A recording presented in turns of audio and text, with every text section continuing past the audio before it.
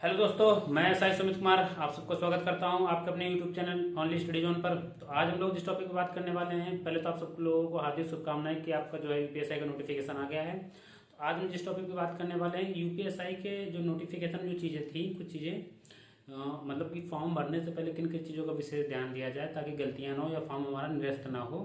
तो उन संबंध में हम लोग आज पूरी जानकारी समझेंगे। पूरे नोटिफिकेशन को हम लोग ब्रीफ में पूरा अच्छे से समझेंगे, क्योंकि भर्ती बोर्ड का ये मानना होता है कि नोटिफिकेशन जो चीज़ें दी हैं वही मैं मानूंगा और उसके अलावा और कुछ नहीं मानूंगा। ठीक है, इनके बाद में अगर आप लोग का ये मान लीजिए चयन में कहीं दिक्कत आए या मान लीजिए आपका जो है फॉर्म रिजेक्ट कर दिया जाए, तो आप कहीं भी चले जाएं, भर्ती बोर्ड जो है अपने नोटिफिकेशन के आधार पर ही कार्य करता है। तो आज हम लोग नोटिफिकेशन के बारे में समझेंगे कि क्या क्या गलतियां ना की जाए ताकि हमारा रजिस्ट्रेशन जो है, जो हमारा पंजीकरण है, वो निरस्त ना हो। तो उसके संबंध में पूरे विस्तार से जानकारी देंगे हम लोग आज, ठीक समझेंगे। तो देखो, हम लोग बात करते हैं सबसे पहले जो टॉपिक इंपॉर्टेंट है। बेसिक जानकारी तो मोस्टली लोगों को है, वही बेसिक जानकारी इस तरफ है। जो पॉइंट्स इंपॉर्टेंट हैं, जिनके ऊपर लोगों का ध्यान नहीं जाता है, उस संबंध में हम लोग इधर समझेंगे पूरा, कि जो मतलब ऐसे पॉइंट्स हैं जिनके बारे में जानकारी नहीं है लोगों को या जहाँ पे गलतियां होने के चांस ज़्यादा रहते हैं, पहले हम लोग उनको समझेंगे। तो सबसे पहले देखो, प्रमाण पत्र को लेकर दिया है कि आप ईडब्ल्यूएस या ओबीसी के लिए, उसने बताया हुआ है कि ईडब्ल्यूएस या ओबीसी प्रमाण पत्र 1/4/2025 से लेकर 11/9/2025, यानी जो फॉर्म ऑनलाइन करने की लास्ट डेट है और या फिर फीस जमा करने की लास्ट डेट है, उस डेट तक जो है आपका उस बीच का ही आपका होना चाहिए ये। ठीक है, कौन सा? ईडब्ल्यूएस या ओबीसी प्रमाण पत्र कब तक? 1 अप्रैल 2025 के बाद का हो और 11 सितंबर 2025 से पहले का हो।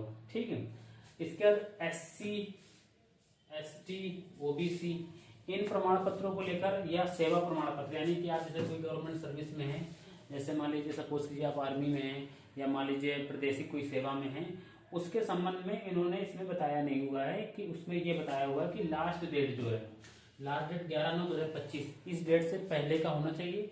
और एक चीज और बताई हुई कि निर्धारित प्रारूप में होना चाहिए, यानी जो प्रारूप उसमें दे रखे हैं लास्ट में, उस प्रारूप में होना चाहिए। यानी कि आपका ईडब्ल्यूएस ओबीसी आपका लेटेस्ट का हो, यानी 1 अप्रैल के बाद का हो।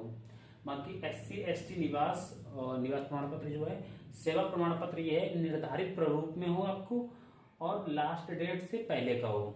ठीक है, अगर आप संभव हो तो चाहे नया बनवा लीजिए, लेकिन चल जाएगा ये भी। ठीक है, हम लोग आगे बात करते हैं।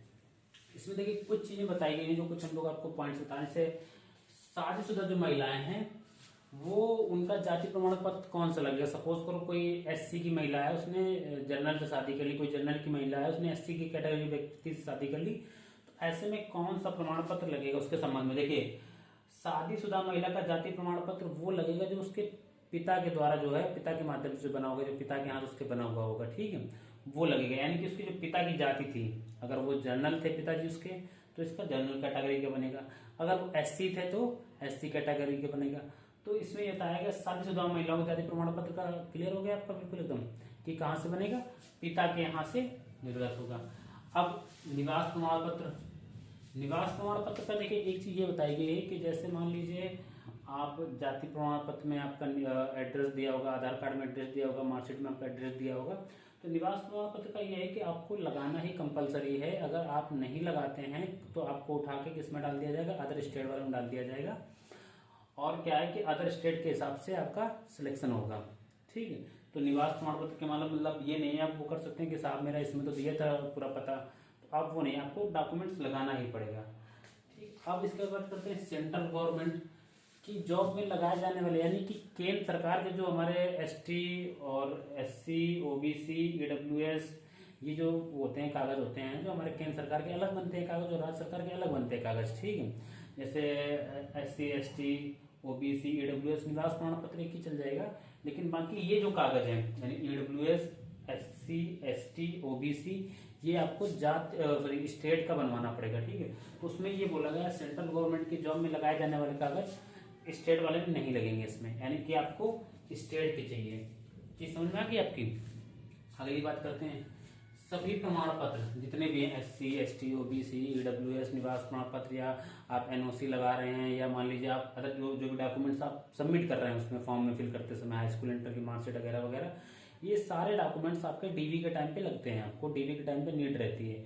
तो इसमें स्पष्ट बताया गया सभी प्रमाण पत्र जो आपने आवेदन के समय लगाए हैं वो डीवी में ओरिजिनल ले जाने होंगे, अनिवार्य हैं, ठीक है।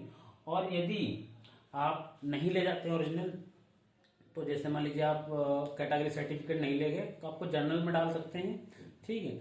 और या मान लीजिए कोई ऐसा आवेदन ऐसा प्रमाण पत्र नहीं दिखा पाए तो आपका मतलब अभ्यर्थन निरस्त भी कर सकते हैं, ठीक है। तो ये चीज उसमें बाकायदा प्रावधान किया गया है। और इसमें ये भी बोला गया है कि आपको इसके लिए अतिरिक्त समय नहीं दिया जाएगा, यानी कि जब आप डीवी पे जाएंगे तभी आपको ले जाना है। ये नहीं कहेंगे कि साहब आज हम नहीं लेके आए हैं, एक दिन बाद 2 दिन बाद हमसे देख लेना, यानी दोबारा मौका नहीं दिया जाएगा और अतिरिक्त समय नहीं दिया जाएगा। तो ये कागज क्या है, जितने भी आप बनवाएंगे इनको संभाल के रखेंगे। ओके, आगे बात करते हैं शासकीय सेवा में जो लोग कार्यरत हैं हमारे, जैसे मान लीजिए पुलिस में है या अदर किसी डिपार्टमेंट में जो कार्यरत हैं पहले से, वो लोग इस चीज का विशेष ध्यान दें कि एनओसी लेना अनिवार्य है। आप एनओसी लेंगे, यानी एनओसी होता है नॉन ऑब्जेक्शन सर्टिफिकेट, यानी कि मतलब एक प्रकार से ना आपत्ति सर्टिफिकेट, यानी कि कोई भी विभाग को, जिस विभाग में आप जॉब करें उस विभाग को इस चीज से कोई आपत्ति नहीं कि आप ये फॉर्म भर रहे हैं, तो आपको एनओसी लेना क्या है, अनिवार्य है, इसमें लिखा हुआ है बाकायदा, ठीक है। उसके बाद अगर आप एनओसी नहीं लेते हैं तो आपके खिलाफ जो है, मतलब खिलाफ का मतलब क्या है, आपका वो रजिस्ट्रेशन रद्द भी कर सकता है बोर्ड, ये बताया गया है। फिर देखिए रियल टाइम फोटो और आइरिस जो हमारी आंखों का पुतली होती है और फिंगरप्रिंट, ये तीनों क्या है, ये तीनों चीजें इसमें यूज की जाएंगी, लगाई जाएंगी। क्योंकि लास्ट टाइम क्या था, हम लोगों का जब एग्जाम के बाद हम लोग क्या कहते हैं बाकायदा हमारा खुद का तो इंटरव्यू भी हुआ था, और मतलब बहुत से कैंडिडेट जिनके नंबर ज़्यादा थे उन्हें बाकायदा बुलाया गया था लखनऊ, उनका बायोमेट्रिक हुआ था, बाकायदा इंटरव्यू हुआ था, जिसमें हम लोग 73 कैंडिडेट गए थे जिनका इंटरव्यू भी हुआ था। उसमें मेरा भी इंटरव्यू हुआ था। मेरे पूरे जिले का जो सेंटर गया था वो इलाहाबाद गया था, बाकी बट मेरा पर्टिकुलर जो गया था वो लखनऊ गया था, इसीलिए कि ज़्यादा नंबर पे मेरी जांच हुई थी। तो सिस्टम क्या है, ऐसे 73 लड़के थे जिनकी जांच हुई थी। तो लास्ट टाइम क्या था कि जिनके ज़्यादा नंबर आए थे उनकी जांच हुई थी। इसके अलावा ट्रेनिंग में 2-2 3-3 बार बायोमेट्रिक हुई। ये मान लीजिए कि जॉब ज्वाइन करने के बाद भी लोग पकड़े गए थे।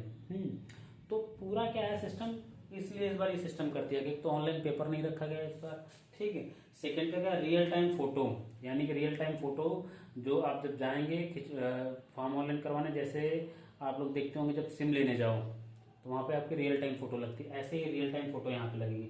इसमें एक चीज और बताएगी, आप इस चीज को समझिए क्या बताएगा, फोटो वर्दी में ना हो आप, ना ही इसमें बाकायदा स्पष्ट कहा गया है ना आपकी फोटो वर्दी में हो, ना आप एग्जाम देने वर्दी में जाएंगे, ना आप डीवी में वर्दी में जाएंगे, ना आप पीएसटी में वर्दी में जाएंगे, ना आप पीटी में वर्दी में जाएंगे। यानी कि आपको पूरी चयन प्रक्रिया में कहीं भी यूनिफॉर्म का इस्तेमाल नहीं करना है, ये प्रतिबंधित किया गया है इस बार। क्योंकि लोगों के माइंड में कहीं ना कहीं ये मैसेज जाता है कि ये पुलिस वाला है, ये भर्ती में जा रहा है तो इसको कुछ स्पेशल फायदे मिलते होंगे, एक प्रकार से माइंड में ये रहता है। इसलिए ये बोला गया कि कोई भी व्यक्ति यूनिफॉर्म में नहीं जाएगा सिलेक्शन के फर्स्ट प्रोसेस से लेके लास्ट प्रोसेस के बीच में, ठीक है। जो भी मेरे पुलिस के भाई हैं या मान लीजिए अदर कोई आर्मी या किसी भी डिपार्टमेंट से, वो इस चीज का विशेष ध्यान रखें। आपका क्या है, जो आपका रजिस्ट्रेशन है वो रद्द किया जा सकता है, बाकायदा उसमें मेंशन किया हुआ है।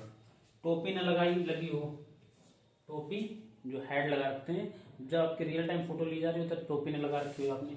चेहरा ढका हुआ ना हो, आपका चेहरा क्या है जैसे मुंह में कपड़ा बांध दिए, रुमाल बांध दी, वो ढका हुआ ना हो। दाढ़ी बड़ी बड़ी ना हो ताकि आपका जो है पहचान क्या है स्पष्ट ना हो पा रही हो, ये चीजें हैं जिसमें चेहरे की पहचान स्पष्ट ना हो पा रही हो।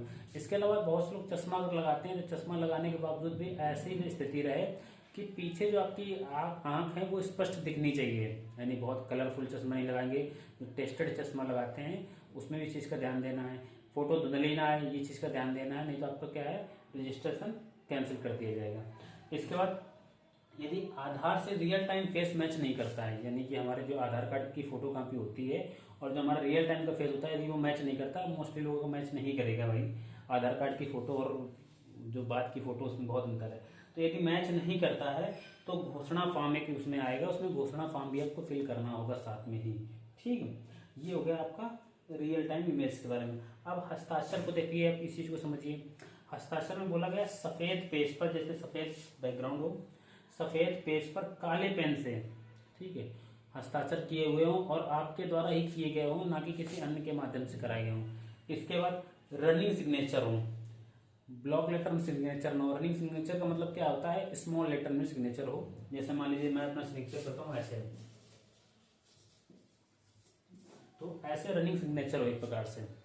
ब्लॉक लेटर में यानी कि कैपिटल लेटर में सिग्नेचर ना हो, ठीक है। और ये हो गया आपका, ये सारी चीजें ध्यान रखने वाली हो गई। अगर आप इनका फॉलो नहीं करते हैं तो भर्ती बोर्ड अगर आपका जो है कैंडिडेट रजिस्ट्रेशन कैंसिल कर देता है, तो आप क्या है कि उसके खिलाफ कहीं भी कंप्लेन नहीं कर सकते हैं, क्योंकि बोर्ड ने बाकायदा ऑलरेडी मेंशन कर रखा है कि ये चीज आपको ध्यान देनी है। इसके बाद आवेदन शुल्क जमा होने के बाद आप देखिए, जब भी आप फॉर्म फिल करें तो फाइनल सबमिट करने से पहले फॉर्म को एक बार अच्छे से पढ़ लें। फाइनल सबमिट होने के बाद और आवेदन शुल्क जमा होने के बाद उसमें कोई भी चेंजेस नहीं किया जा सकता, उसमें कुछ भी परिवर्तन नहीं किया जा सकता है, ठीक है। इसके अलावा इसमें डेट जो दी है, इसकी भी डेट आवेदन की फिक्स शुल्क जमा करने की डेट वो भी 11 तारीख ही दी है आपकी, 11/9/2025, यानी 11/9/2025 से पहले आप लोगों को सारे प्रोसेस, फीस भी उससे पहले ही सबमिट कर लेनी, 11 तारीख से पहले ही सबमिट कर लेनी है। 11 तारीख का वेट नहीं करना है, क्योंकि लास्ट में क्या होता है, अक्सर साइडें जो होती हैं वो बिजी हो जाती हैं, ठीक है। अब हम लोग आगे बात करते हैं। इसके बाद देखिए वरीयता क्रम। वरीयता क्रम के लिए क्या बताया गया, वो बाकायदा प्रॉपर वरीयता क्रम के लिए ये बताया गया है कि आप जब फॉर्म फिल करेंगे उसमें अगर एक बार आपने जो वरीयता क्रम डाल दी, जो आपने फिल कर दी और फाइनल सबमिट कर दिया, उसे चेंज नहीं किया जा सकता है। भर्ती प्रक्रिया में बीच में कहीं भी बदला नहीं जा सकता है। हम इसको लेकर एक वीडियो आपको बनाएंगे, बताएंगे कि SICP, CP मतलब सिविल पुलिस, AP मतलब आर्म पुलिस यानी कि PAC, और SIAP यानी आर्म पुलिस UP SSF, ठीक है, यानी विशेष सुरक्षा बल। इन तीनों के बारे में बताएंगे, कहाँ पे आप अपनी चॉइस के अकॉर्डिंग आप ज्वाइन कर सकते हैं, कि आपके लिए UP SSF सही रहेगा, या आपके लिए SIAP सही रहेगा, या आपके लिए SICP सही रहेगा। आप अपनी चॉइस के हिसाब से देख सकते हैं कौन सा आपके लिए बेटर रहेगा। तो तीनों के संबंध में मैं आज इन्फॉर्मेशन आपको बता दूंगा कि क्या चूज करना आपके लिए ज्यादा बेटर रहेगा, आप अपनी इंटरेस्ट के अकॉर्डिंग, कि आपका क्या इंटरेस्ट है, किस चीज में इंटरेस्ट है, उस संबंध में। ओके, अब हम लोग बात करते हैं। देखिए ये पद दिए हुए हैं आपके, SIAP के पद कितने, SICP के पद कितने, और SIAP इसके पद कितने। अगर मान लो सपोज करो आपने वरीयता क्रम में ये फर्स्ट फिल किया, ये सेकंड फिल किया, थर्ड फिल किया, तो इसमें ये प्रावधान होता है कि आप मान लीजिए इसकी कट ऑफ क्वालिफाई नहीं कर पाए तो आप इसकी क्वालिफाई कर पाएंगे तो इसमें हो जाएंगे, उसकी क्वालिफाई कर पाएंगे तो उसकी हो जाएंगे, ठीक है। यानी इसका मतलब ये है कि इससे कोई इफेक्ट नहीं पड़ता है कि आपने जो फर्स्ट में वरीयता फिल की थी, अगर वो आप नहीं क्वालिफाई कर पा रहे तो आप दूसरी में क्वालिफाई करेंगे तो दूसरी जॉब मिल जाएगी। कुछ लोगों के माइंड में ये हो कि अगर इसमें वैकेंसी कम है तो ऐसा ना हो कि कहीं मुझे वो ना मिले, तो अगर इसमें वैकेंसी कम है आप इसे फिल करते हैं, वरीयता देते हैं, अगर आपके इसके कट ऑफ के नंबर होंगे तो आपको ये जॉब मिल जाएगी, अगर कट ऑफ के नंबर नहीं होंगे तो आपको ये मिल जाएगी, SICP मिल जाएगी, ठीक है। अब हम लोग आगे बात करते हैं, शैक्षिक अर्हता के बारे में बात करते हैं। तो इन्होंने बताया हो कि स्नातक डिग्री चाहिए, और जो है आपकी यूनिवर्सिटी से, जो मान्यता प्राप्त यूनिवर्सिटी हो वहां से स्नातक की डिग्री हो आपके पास, ठीक है। किसी भी सब्जेक्ट से हो सकती है, वो उन्होंने मेंशन नहीं किया हुआ, ना ही ये बताया गया हुआ कि आपके कितने नंबर स्नातक में होने चाहिए। हाँ, लेकिन इन्होंने ये कहा कि अपेयरिंग वाला नहीं चलेगा। अपेयरिंग का मतलब जैसे कि आपने BSc first year second year कर लिया, फाइनल में आप हैं, आपका रिजल्ट नहीं आया, इसमें बाकायदा मार्कशीट चाहिए है उसको, आपका रिजल्ट बाकायदा आ जाया, मतलब आ चुका हो, उसके बाद ही फिल कर सकते हैं फॉर्म इसमें, ठीक है। अगर आपका रिजल्ट नहीं आया हुआ है, आप पास नहीं है, आप फाइनल ईयर में हैं, तब आप फॉर्म फिल नहीं कर सकते। इसके बाद बात करते हैं कुछ एक्स्ट्रा, जैसे एनसीसी में अगर 20 सर्टिफिकेट है तो आप उसको लगा सकते हैं। ओ लेवल अगर आपके पास है, NIELIT द्वारा जो किया जाता है वो अगर आपके पास है तो वो आप इसमें लगा सकते हैं। न्यूनतम 2 वर्ष की प्रादेशिक सेवा, यानी कि जैसे हम लोग हैं 2 वर्ष की प्रादेशिक सेवा, जो हमारे सिविल मतलब कांस्टेबल हैं जो हमारे, उनके लिए क्या है कि न्यूनतम 2 वर्ष की प्रादेशिक सेवा, इन तीनों में से अगर तीनों लगाते हैं तब भी आपको एक का ही लाभ मिलेगा। तो कोई तीनों में से अगर आप एक डॉक्यूमेंट्स लगा रहे तो आपको ये फायदा मिलेगा। सपोज करो कि आपके नंबर और किसी अन्य व्यक्ति के जिसके पास ये तीनों में से कुछ नहीं है, उसके नंबर अगर बराबर आते हैं, तो अगर आप लोगों के कट ऑफ में क्या होता है कि अगर उसके नंबर आपके नंबर बराबर हैं तो आपको पहले वरीयता दी जाएगी, ना कि उस व्यक्ति को वरीयता दी जाएगी, ठीक है। इसमें एक और चीज है, पहला तो ये केस है कि अगर मान लीजिए इन तीनों में से आपकी कोई डिग्री लगी हुई, दोनों लोगों के नंबर बराबर है तो आपको वरीयता दी जाएगी। इसके बाद मान लो ये भी बराबर है, ये उसने भी डिग्री लगा रखी है, आपने भी डिग्री लगा रखी है, दोनों के नंबर बराबर हैं, तो उसके बाद वरीयता उस व्यक्ति को दी जाएगी जिसकी एज ज्यादा होगी, ठीक है। अब एज वाली कंडीशन भी अगर बराबर हो जाती है कि उम्र भी बराबर हो दोनों की, तो फिर इसके बाद आता है क्या, वो किसका अल्फाबेट के हिसाब से किसका पहले नंबर आ रहा है, ये चीज है, तो वहां तक जाएगा ही नहीं परिवर्तन। ये चीज जो आपको बता दी, इसका क्या फायदा है आपको, अगर दो लोगों नंबर बराबर आ रहे हैं तो आपको क्या है इसका फायदा मिल जाएगा। अब आयु सीमा की बात करते हैं। देखिए बहुत पहले ही बता दिया गया था कि 3 साल की छूट मिलेगी, तो मिलेगी आपको। तो आयु सीमा 2/7/1994 से 1/7/2024 तक जो है, इस डेट से इस डेट के बीच का व्यक्ति, यानी कि प्रेजेंट टाइम के हिसाब से 31 साल का समथिंग व्यक्ति जो है वो जनरल, ईडब्ल्यूएस या अदर स्टेट का व्यक्ति कोई हो, ठीक, वो इस एज के बीच में यदि 2/7/1994, ठीक, या 1/7/2024 इनके बीच में अगर वो आ रहा है, या ये डेट भी इंक्लूडेड है इसमें, ये डेट भी इंक्लूडेड है, अगर इसमें आ रहा है तो व्यक्ति क्या कर सकता है, फॉर्म फिल कर सकता है general, OBC, sorry general, EWS और अदर कैटेगरी में। अब देखिए अदर में क्या होता है, अदर का मतलब यहाँ पे है तुम्हारा एससी, एसटी, ओबीसी से। और इसमें क्या होता है, राज्य कर्मचारी भी इसमें इंक्लूडेड है। इनको क्या होता है, राज्य कर्मचारी किसी भी कैटेगरी का हो, उसको क्या है आयु में छूट मिलेगी। इन्हें क्या है कि 3 साल तो वो छूट मिली जो पहले बता दिया कि सबको दी जाएगी, जो इनको मिली है। इनको 5 साल कैटेगरी की भी छूट मिलती है, टोटल 8 साल की छूट इनको मिल जाएगी। तो इनकी डेट कितनी, 2/7/1989 से लेके 1/7/2004 तक के मध्य की बीच की होनी चाहिए इनकी। ठीक, अब हम बात करते हैं आगे। लिखित परीक्षा, देखिए लास्ट टाइम जो पेपर हुआ था वो ऑनलाइन एग्जाम हुआ था, कई सारे शिफ्टों में हुआ था, बहुत सारी धांधली की सूचनाएं भी आई थी, बहुत से लोग पकड़े भी गए थे। जो सच्चाई है कि बहुत से लोग पकड़े भी गए थे कि वो चीजें हुई थी। तो मैं बता दूं कि हम लोग की ट्रेनिंग के बाद भी हम लोग को बायोमेट्रिक होता रहा और उसमें जो है चीजें लोग पकड़ बाहर आते रहे। अब देखिए परीक्षा कैसी होगी, इस बार ऑफलाइन कर दी गई, जैसे कांस्टेबल की होती है ऑफलाइन परीक्षा, वो हमारा बेस्ड होगी। ठीक है, ईच सब्जेक्ट में 35% यानी 14 सवाल कम से कम करने सही है। अगर मान लीजिए सपोज करो बाकी 3 में 40 आ गए और 1 में 13 रहे तो आप क्या हो जाएंगे, फेल हो जाएंगे। और सेक्शन वाइज भी इसमें नॉर्मलाइजेशन लगता है। ठीक है, इसके बाद ओवरऑल 50% नंबर आपके होने चाहिए पास होने के लिए। ओके, इसके बाद 2 घंटे का पेपर होगा। गलत सवाल होने पर, यदि आप ये मान लीजिए कोई गलत सवाल है उसमें, अगर आप उसमें से कोई एक सर्कल फिल करते हैं तो आपको उसका नंबर मिलेगा। ठीक है, यदि गलत सवाल है या आप 2 गोले बढ़ देते हैं कहीं भी तो उसके नंबर आपको नहीं मिलेंगे। बेशक वो सवाल गलत हो, कुछ भी हो, अगर आपने 2 गोले भरे हुए हैं तो आपको नंबर नहीं मिलेंगे। तो इस चीज का विशेष ध्यान रखना कि अगर गलत मतलब डबल गोले कहीं भी टिक ना हो, सिंगल गोला ही रहे। अगर गलती हो भी जाती है कहीं आपसे तो उसको छोड़ दो, उसे सही करने के चक्कर में दूसरा गोला मत भरो। जैसे कभी गलती में क्या हुआ कि हम गलत गोला भर दिए, हमें लगा ये वाला सही था तो सही भर दिए, तो उसका नंबर नहीं मिलता। अगर वो सवाल गलत भी हो जाएगा तब भी आपको नंबर नहीं मिलेगा। तो इसलिए क्या है, एक गोला ही भरना है। ठीक है, तो ये कहा गया है गलत सवाल पर यदि आपने कोई भी गोला भरा हुआ है तो आपको नंबर क्या है उसके पूरे पूरे मिलेंगे। और यदि आपने 2 गोले भर दिए हैं गलती से तो उसका कोई भी नंबर आपको नहीं मिलेगा। अब बात करते हैं पीएसटी, फिजिकल स्टैंडर्ड टेस्ट की। ये डीबी जिस दिन होता है उसी दिन आपका पीएसटी भी होता है साथ ही साथ। तो देखिए पीएसटी में क्या होता है, तो देखिए इसमें आपकी हाइट, चेस्ट, लड़कियों के लिए वेट रहता है, तो वो चीजें आपकी नापी जाती हैं। देखिए हाइट का क्या है, 168